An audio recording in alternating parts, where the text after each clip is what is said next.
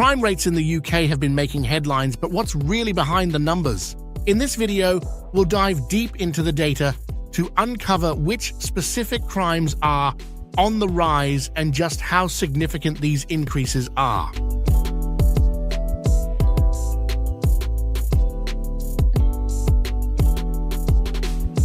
We'll explore the complex relationship between immigration and crime rates, examining evidence from both sides of the debate. Are certain areas of the UK more affected than others? We'll map out the hotspots and analyze why. We'll also look at recent changes in immigration policies and how they might be influencing crime statistics. We'll compare the UK's situation with other countries facing similar challenges and reveal how authorities are responding. Most importantly, we'll discuss practical solutions. What can be done to address both immigration concerns and rising crime rates? By the end of this video, you'll have a comprehensive understanding of this complex issue, backed by solid facts and expert insights. From street crime to policy changes, from immigrant profiles to international comparisons, we're covering it all. So stick around as we unravel one of the most pressing issues facing the UK today. It's time to separate fact from fiction and find real answers. Let's start by looking at the hard numbers. According to recent data from the Office for National Statistics, overall crime in the UK has seen a notable increase over the past few years. But it's crucial to break this down and look at specific types of crimes. Violent crimes have shown the most significant uptick. Knife crime in particular has risen by approximately 80% since 2014 in England and Wales. In the year ending March 2023, there were around 46,000 offences involving knives or sharp instruments. That's 124 offences per day on average. In the month of August 2024, the UK has been rocked by a wave of protests aimed at Muslim and other ethnic minorities following a knife attack that killed 3 girls in Southport, a seaside town north of Liverpool.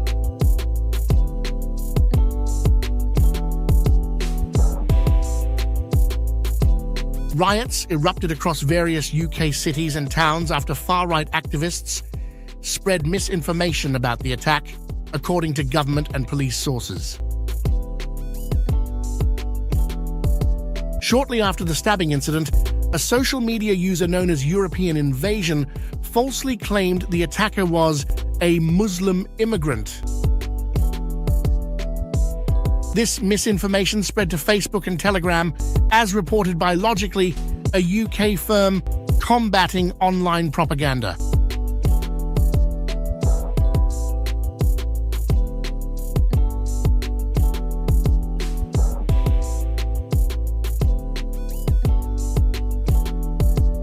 The rumor was featured in an article by Channel 3 Now, a site with suspected Russian ties, and was subsequently cited by Russian state-affiliated media, including RT and TASS.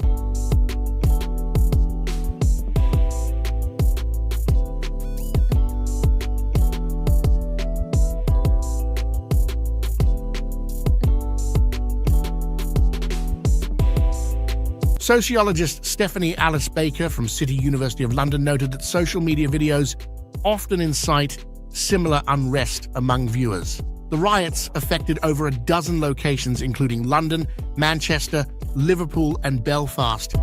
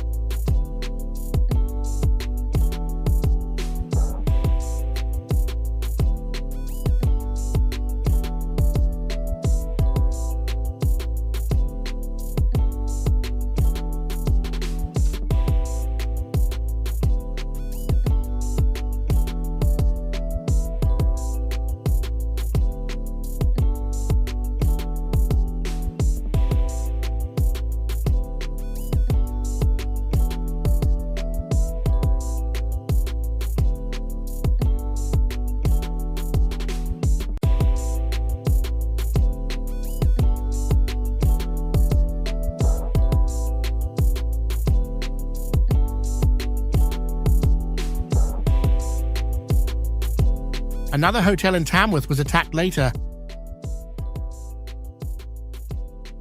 Despite efforts to restore order, police have faced challenges due to poor intelligence, often reacting to rather than preventing demonstrations.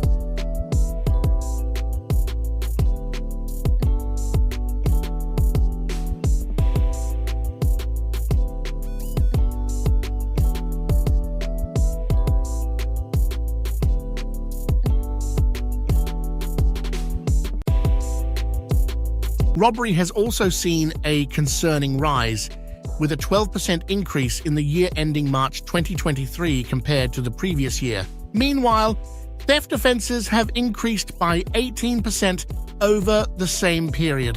While there are certainly areas of concern, particularly around violent crime, it's overly simplistic to say that crime across the board is spiraling out of control.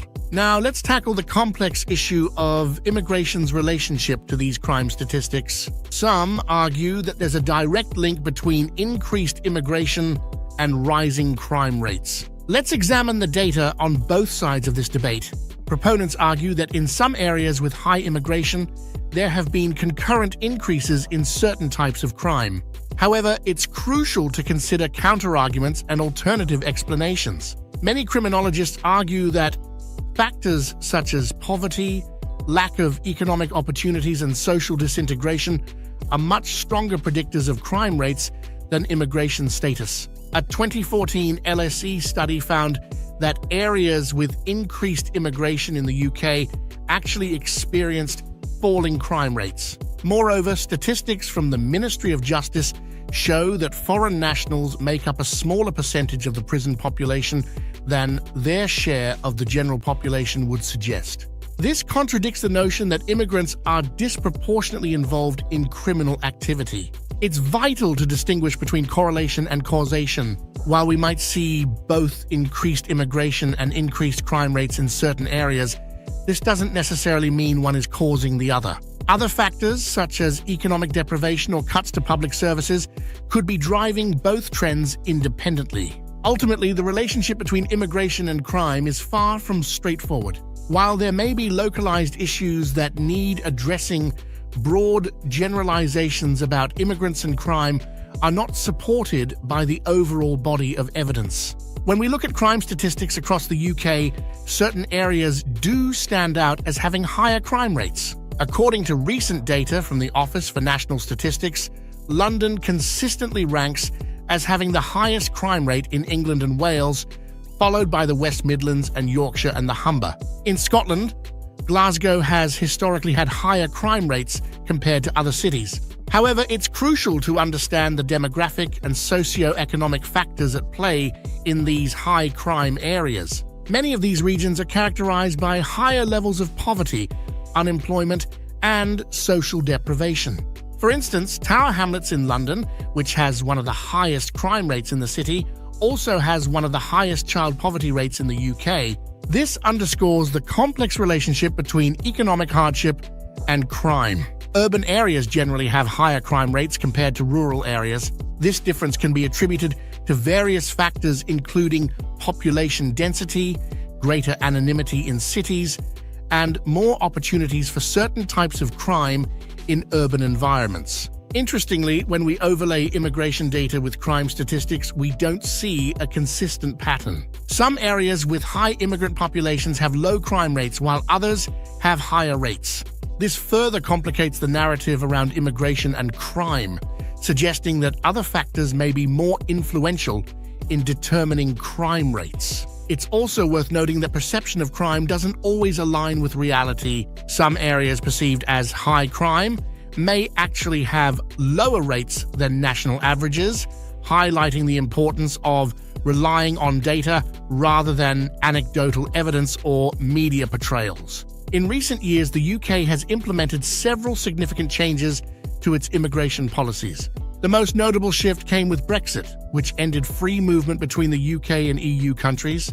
The government introduced a points-based immigration system, prioritizing skilled workers and setting minimum salary thresholds for migrants. Additionally, there have been policy changes aimed at reducing illegal immigration, including increased border controls and stricter penalties for employers hiring undocumented workers. The government has also introduced measures to make it more difficult for individuals to live in the UK without legal status, often referred to as the hostile environment policy. When it comes to the potential impact of these policy changes on crime rates, the picture is complex. Proponents argue that stricter immigration controls could reduce crime by preventing potential criminals from entering the country. However, criminologists and immigration experts often present a different view. They argue that overly restrictive policies could actually lead to an increase in certain types of crime.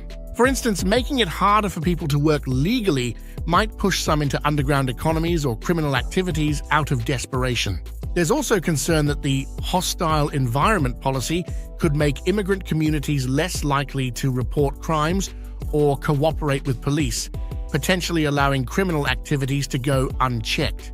Public perception of the link between immigration policies and crime often diverges from reality. Media coverage tends to highlight cases where immigrants are involved in criminal activities, which can skew public opinion. In reality, studies have consistently shown that immigration doesn't lead to increased crime rates. A comprehensive review by the Migration Advisory Committee in 2018 found no evidence that European immigration had increased crime in England and Wales. In fact, areas with large increases in EU migrants saw falling crime rates on average. When we examine crime and immigration trends in countries comparable to the UK, we see a variety of patterns. In Germany, which accepted over 1 million refugees in 2015, initial fears of a crime wave were not borne out by the data.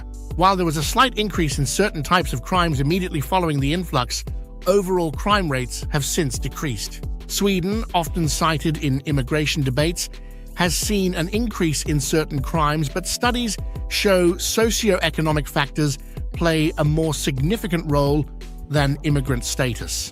The United States provides an interesting case study. Despite having a large immigrant population, including many undocumented immigrants, numerous studies have found that immigration is not linked to higher crime rates. Canada offers a particularly successful model of immigration management. The country has maintained high levels of immigration while keeping crime rates low. Key to Canada's approach is its points-based system that prioritizes skilled workers and its emphasis on integration programs. Australia provides another interesting case study. Like Canada, it uses a points-based system for skilled migration.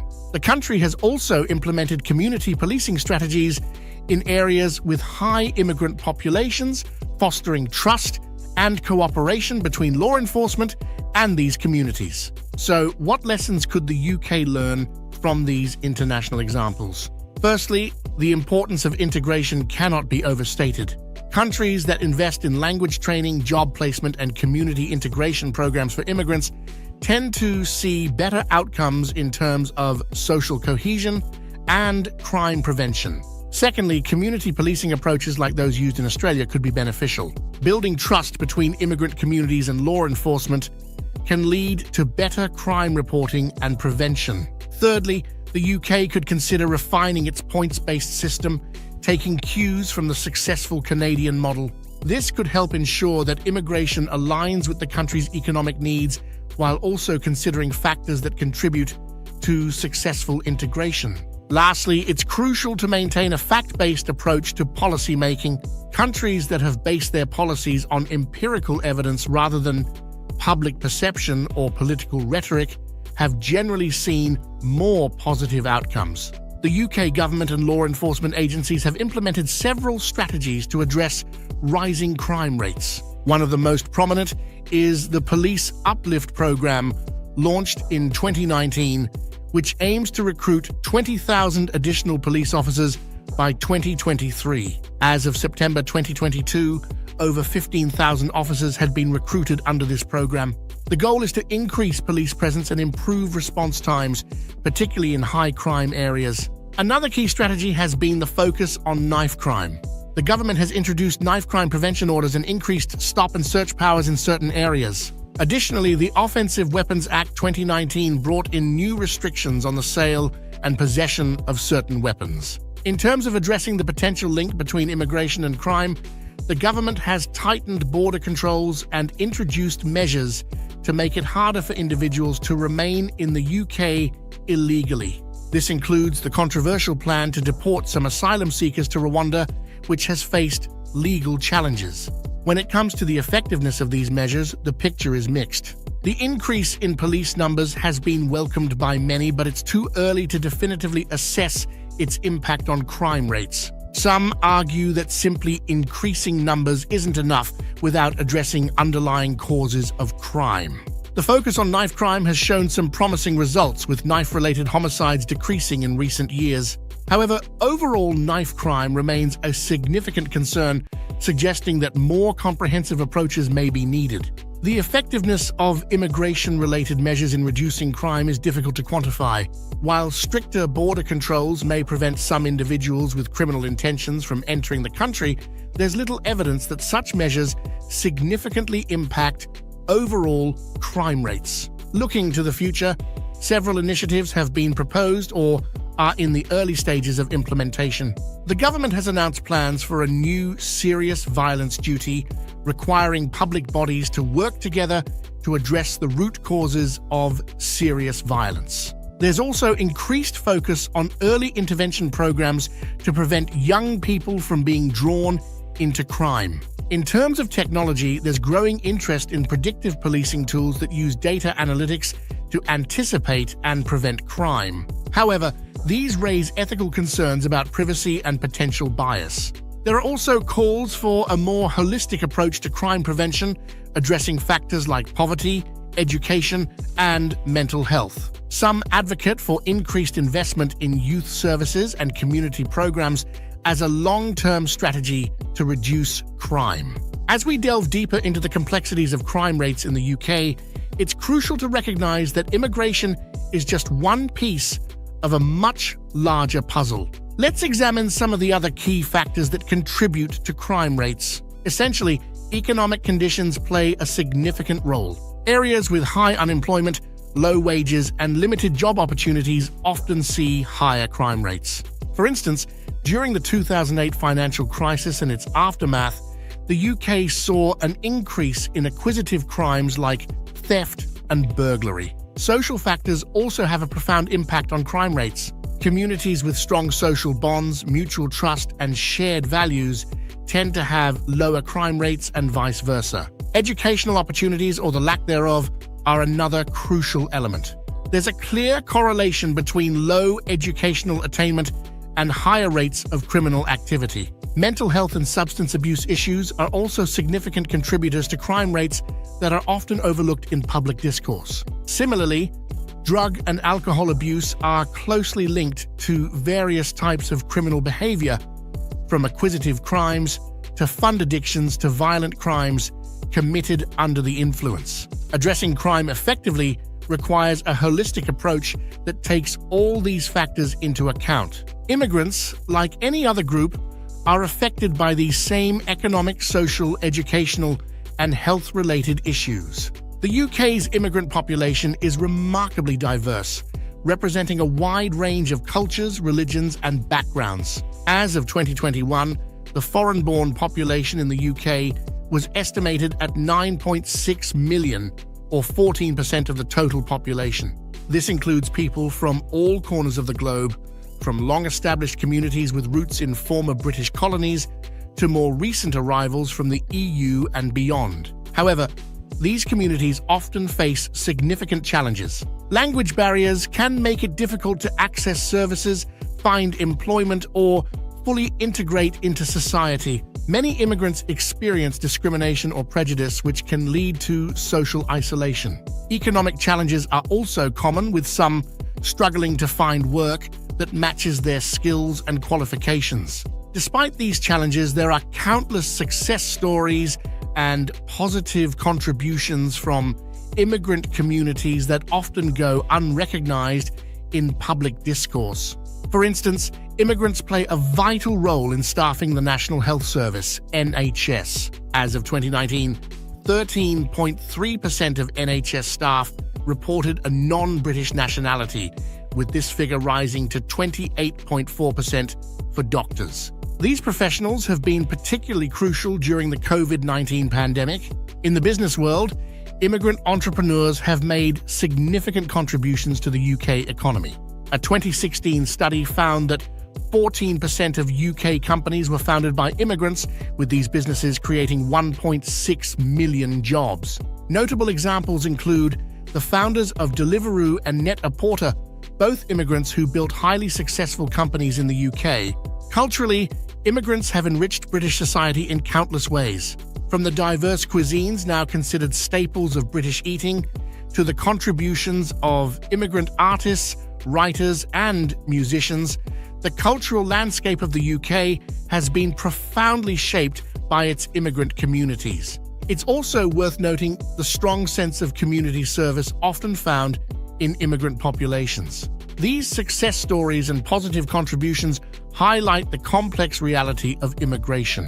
While challenges exist, immigrant communities have shown remarkable resilience and have made substantial contributions to the UK's economic, cultural, and social fabric. Media coverage of immigration and crime has been a subject of intense scrutiny and debate. An analysis of UK media reports shows a tendency towards sensationalism when covering these topics. Headlines often emphasize negative aspects, with terms like illegal immigrants and foreign criminals frequently used. This kind of reporting can have a significant impact on public opinion. When the media consistently links immigration with crime or other social problems, it can create or reinforce negative stereotypes. The impact of this skewed perception extends beyond public opinion. It can directly influence policymaking. However, it's important to note that not all media coverage is negative. There are journalists and outlets committed to providing balanced, fact-based reporting on these issues. These sources often highlight the complexities of immigration and crime, presenting a more nuanced picture that includes both challenges and positive contributions of immigrant communities. Moreover, responsible media coverage can play a vital role in promoting social cohesion. By presenting diverse perspectives and highlighting positive stories alongside challenges, media can help bridge divides and promote understanding between different communities. In an age of social media and fake news, the challenge of ensuring factual reporting is greater than ever. As mentioned earlier, the UK can work towards a safer and more cohesive society for all its residents. Don't forget to like, subscribe, and hit the notification bell for more in-depth explorations of global politics and economics. With that said, thanks for watching.